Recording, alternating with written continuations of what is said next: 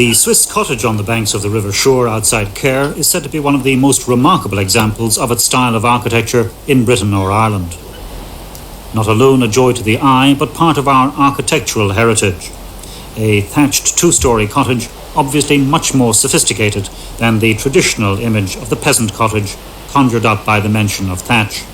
This is an example of what the architectural historians call cottage orné, quaint and charming cottages built by the landed gentry as an amusing plaything, as the wealthy indulged a fashion of playing at being poor, embracing the rustic, simple life as they made do with perhaps only half a dozen or so servants at occasional points during the year.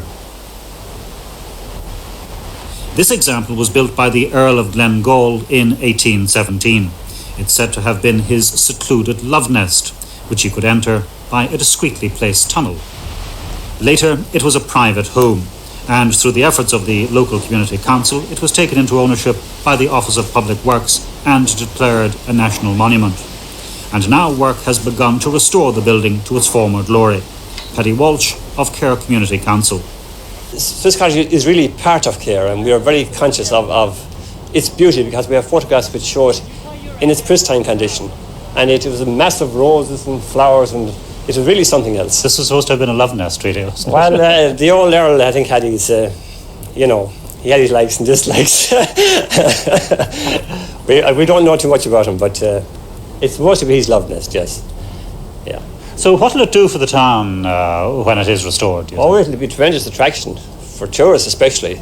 Buying the cottage cost £35,000, and that came from donations from private individuals and some public money.